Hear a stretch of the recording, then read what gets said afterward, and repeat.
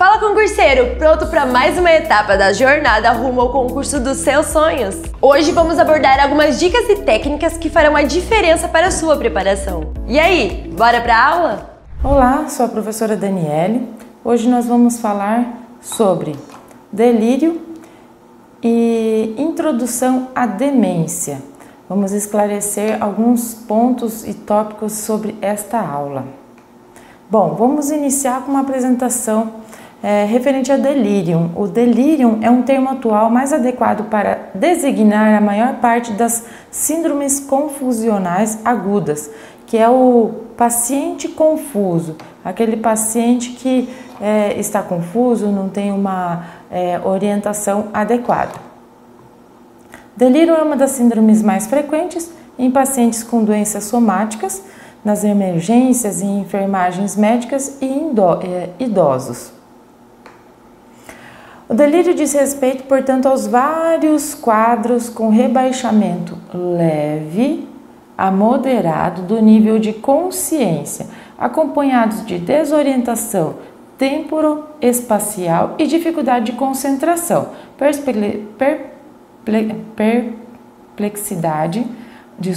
ansiedade em graus variados, agitação ou lentificação psicomotora, discurso ilógico e confuso e ilusões ou alucinações, quase sempre visuais.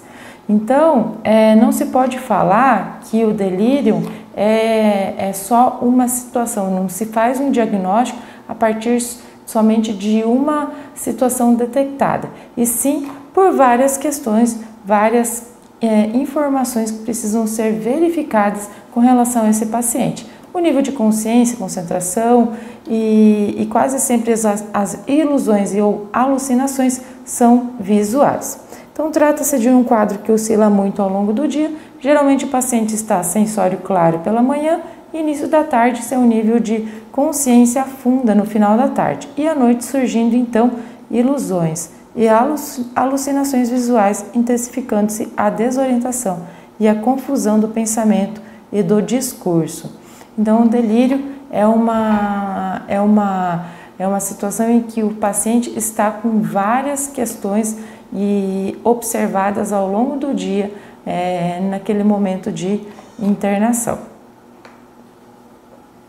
Independente de internação ou não, também. Não se pode confundir delírio com delírio. Qual que é a situação diferente? O delírio é todas essas informações passadas no primeiro slide. Então, todas essas questões de desorientação, falta de atenção, essas questões que o paciente está apresentando. Diferente do delírio. O que é o delírio? Que são ideias delirantes, alteração do juízo de realidade encontrada principalmente em psicóticos esquizofrênicos.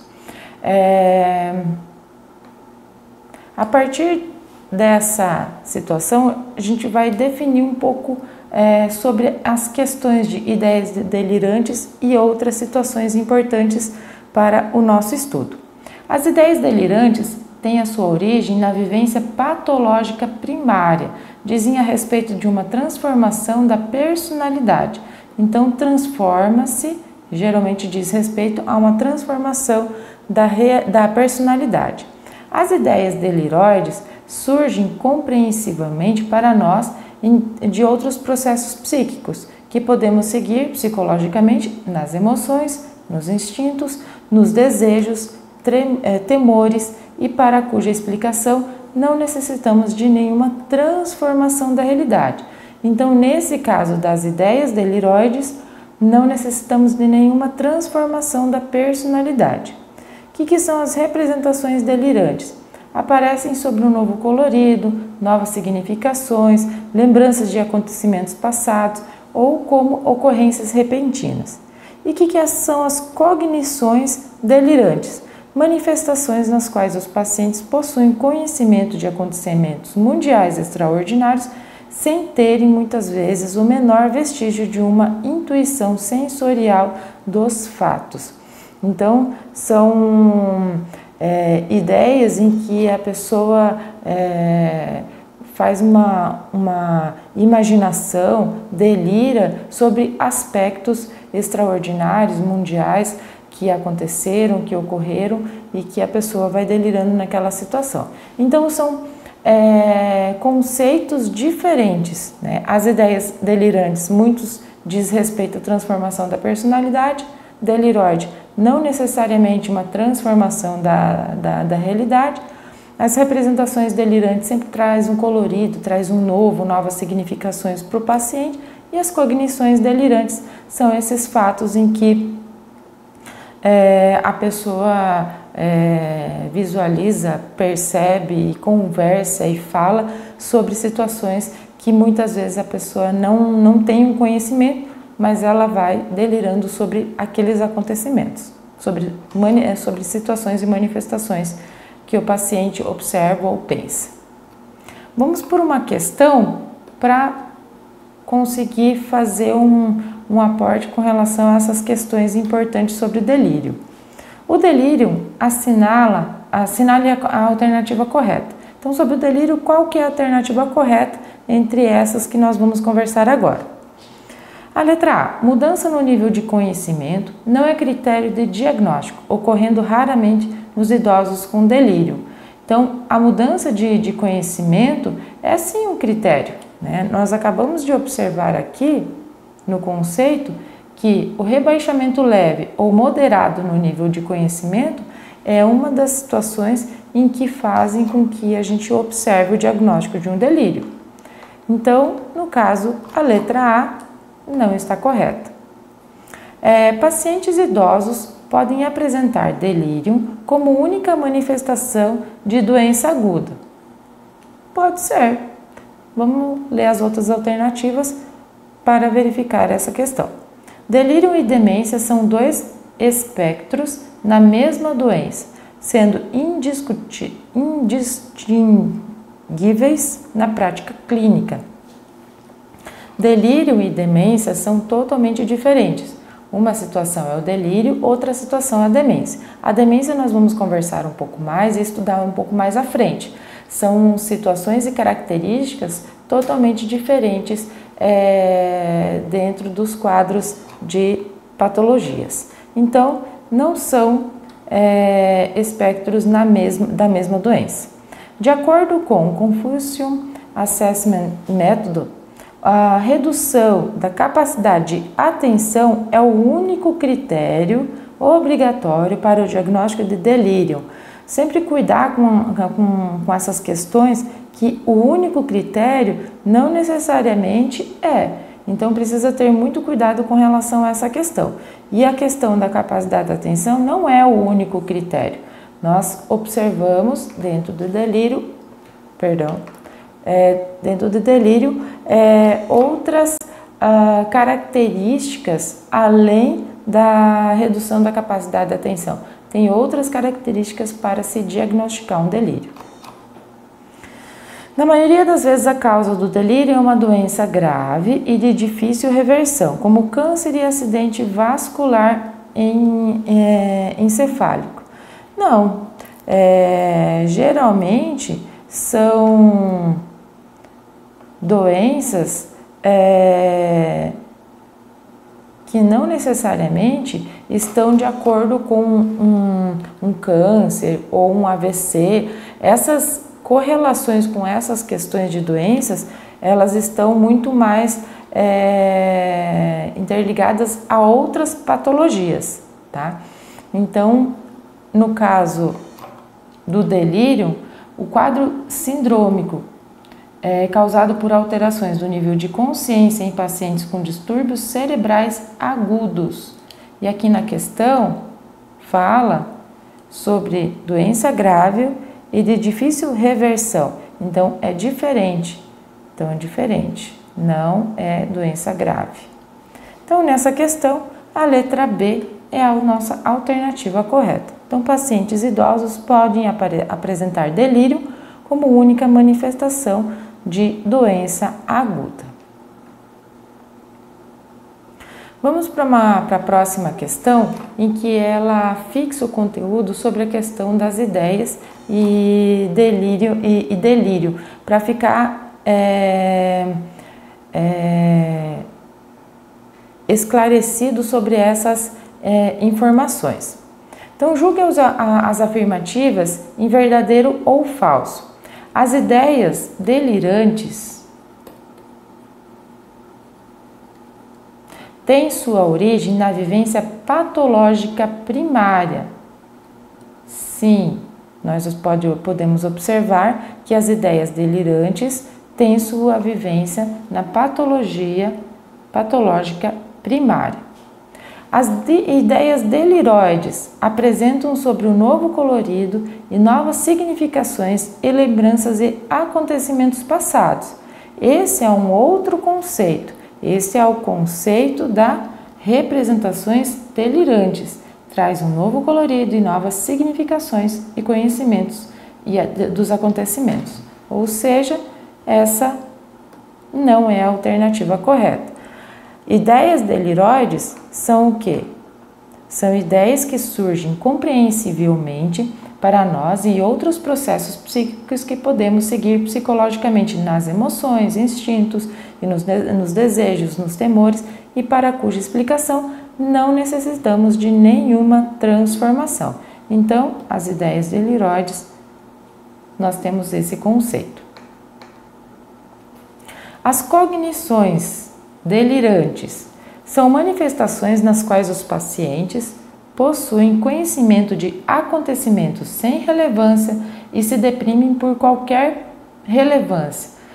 Nessa questão da cognição delirante, nós estudamos que são situações em que o paciente está visualizando conceitos mundiais, eventos mundiais e buscando falar, manifestar sobre esses conhecimentos. Então, ele manifesta sobre os acontecimentos mundiais extraordinariamente, mesmo muitas vezes sem conhecer ou conhecer essa questão. Então, nessa questão, a alternativa é falsa.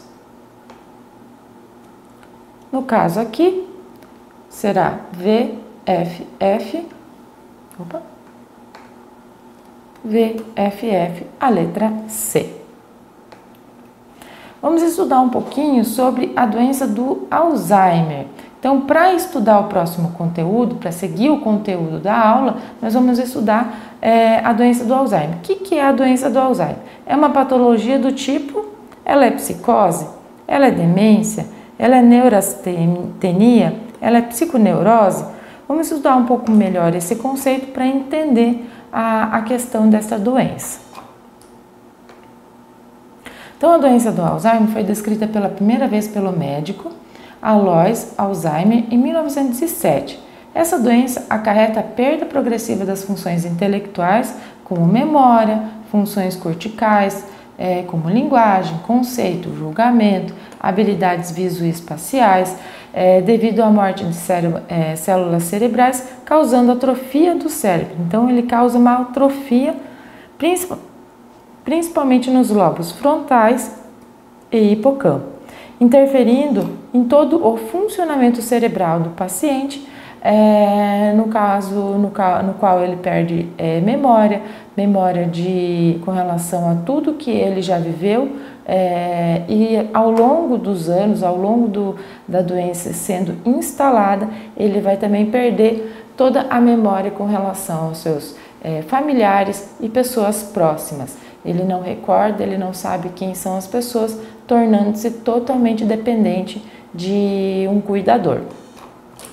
Por ser uma doença lenta, muitas vezes os pacientes são levados ao médico após a instalação desse processo progressivo, tornando assim o tratamento mais complicado. Então, no caso aqui, ela constitui uma demência, cuja causa é desconhecida, havendo, porém, teorias que procuram explicá-la, destacando entre essas teorias as seguintes. Ou seja, nessa questão, a letra B é a nossa alternativa correta. A doença de Alzheimer é uma patologia do tipo demência. Nós vamos introduzir o assunto demência com esta patologia e nas próximas aulas nós estaremos estudando de forma mais aprofundada essa questão das demências. Então, Então, assim, quais são os principais fatores que se destacam essas teorias para poder explicar o que é o Alzheimer? Ele pode vir pela idade. Quanto mais avançada a idade, maior a porcentagem de idosos com demências. É interessante e importante observar que o Alzheimer é uma doença específica, uma doença com um tratamento específico. Algumas outras demências também causam perdas de memórias, porém não é uma perda de memória total. Então, ao longo da instalação da doença, o paciente perde totalmente a memória. Algumas outras demências têm falhas na memória. Na questão do Alzheimer, ele tem total perca da memória. Então, quanto mais avançada a idade, maior a porcentagem. Idade materna. Filhos que tenham nascido de mães com mais de 40 anos teriam maior tendência a ter esse tipo de problema. Então, assim, aqui tem probabilidades. Então, probabilidades com relação à idade, probabilidades de terem nascido de uma mãe com mais de 40 anos. Então, são hipóteses em que aumentam as chances do indivíduo ter Alzheimer. Pode ser a questão da herança genética, já é aceita mais concretamente que seja uma doença geneticamente determinada, mas não necessariamente hereditária. Então, não é porque o meu pai teve, o meu avô teve ou minha avó teve, é que eu terei esta doença. Ela é uma doença geneticamente determinada, mas não necessariamente será herdada pelas pessoas da família diretamente. Então, pode ser desenvolvido ou não, dependendo a pessoa e a estrutura da pessoa. Traumatismos cranianos. Idosos que sofreram traumatismos cranianos mais sérios poderiam futuramente desenvolver demências. Isso também é uma hipótese. Escolaridade. Esta seria uma das razões do grande crescimento das demências nos países mais pobres. A questão da escolaridade traz muito o desenvolvimento cognitivo do cérebro. Quanto mais você se desenvolve, mais desenvolvido é o seu intelecto, a probabilidade de se ter uma demência é muito menor. Tem estudos que relatam que quanto mais você exercita o teu cérebro e utiliza a memória e jogos de raciocínio, menores são as chances de ter uma demência, qualquer que seja, não só Alzheimer, como qualquer outra demência. Tem a teoria tóxica, ou seja, pessoas que se intoxicaram com substâncias como o alumínio estariam mais vulneráveis à doença. Então, a toxicidade da pessoa ao longo da vida, a quantidade de medicação tomada ou até mesmo a exposição de algum produto e principalmente com substâncias como o alumínio podem acarretar essa questão da doença do Alzheimer. Então, quanto à sintomatologia, nós podemos dizer que inicialmente são pequenos esquecimentos, esquecimento da chave, esquecimento para onde vai o mercado, ou chega no mercado e não sabe o que precisa ser comprado, ou vai para algum lugar e simplesmente esquece aonde está, aí precisa entrar em contato com alguém para poder chegar em casa, ou realizar a atividade que a pessoa se propôs a fazer. Então, são pequenos esquecimentos que normalmente são aceitos pelos familiares, como um processo normal de envelhecimento, mas gradualmente ele vai agravando. Os idosos tornam-se mais confusos, por vezes ficam agressivos, né? Essa agressividade passam a apresentar distúrbios de comportamento e terminam por não reconhecer os seus próprios familiares. Essa agressividade, geralmente o idoso ele não assume que está perdendo a memória. Então, por alguma razão, por algumas situações físicas, fisiológicas, a pessoa começa a ter comportamentos agressivos. E ela não reconhece, com o passar do tempo, ela começa a não reconhecer mais nenhum familiar.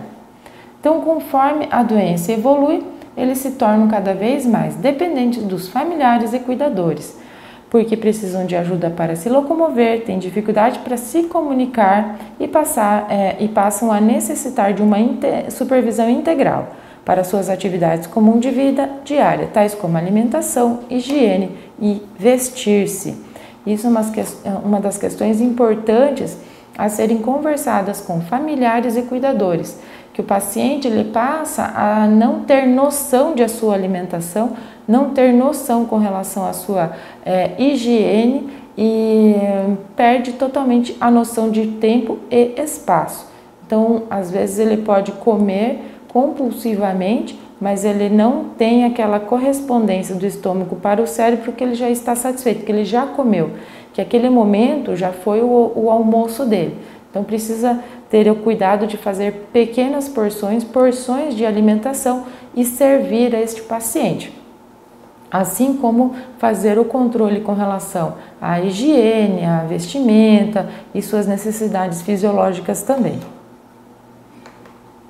O diagnóstico da doença é feito através de exames de exame patológico, biópsia do tecido cerebral, conduta que não é realizado quando o idoso está vivo. Então, isso é importante deixar ressaltado. Deste modo, o diagnóstico provável é feito excluindo as outras patologias, que podem evoluir também com quadros demenciais. Nesse diagnóstico é importante observar alguns pontos como o histórico do idoso, né? Esse idoso, qual a história de vida dele, qual o caminho que ele percorreu, quais os sintomas que ele vem apresentando, quanto tempo faz que ele apresenta esses sintomas, quais os sintomas principais que ele está apresentando. Alguém da família já teve algum diagnóstico nesse sentido, de doença de Alzheimer, ou não? Qual foi o diagnóstico daquele paciente? E se ele já teve algum abuso de medicação, se já teve contato com medicações, se teve traumatismos cranianos, se teve acidentes, internações, qual é a história daquele indivíduo, qual é a história daquele idoso para conseguir fechar esse diagnóstico com relação ao Alzheimer. Exames de sangue podem estar vinculados a hipertireoidismo ou deficiência da vitamina D. Então, no exame de sangue, isso é uma das questões que podem ser visualizadas e investigadas. Investiga-se para saber se realmente tem uma deficiência, se não tem. Na história, ele teve alguma questão de doença da tireoide, teve alguma deficiência, qual é a história daquele paciente? Através dos exames de sangue também pode ser visualizado. Tomografia ou ressonância, verificar múltiplos infartos ou hidrocefalias. Com relação à tomografia e ressonância, pode-se observar se aquele paciente já teve vários infartos. Isso interfere na questão do diagnóstico, facilita o diagnóstico daquele paciente. Se teve múltiplos infartos ou uma hidrocefalia. São aspectos importantes a serem investigados quando se faz o diagnóstico de um idoso observando essa questão. Bom, aqui está o gabarito das questões. A nossa aula sobre delírio e introdução à demência termina aqui. Nas próximas aulas nós estaremos conversando e estudando um pouco mais sobre demências e outras patologias relacionadas a essa questão, ok? Bons estudos, boa aula a todos, até mais. Tchau, tchau! E aí, curtiu essa aula? Já deixa o like nesse vídeo que assim a gente vai saber que você quer mais aulas e conteúdos gratuitos como esse. Se inscreva no canal e ative o sininho para receber todas as notificações. Clique no link da descrição desse vídeo e tenha acesso ao curso completo com essa aula e muito mais. A sua aprovação começa aqui. Bons estudos e até a próxima!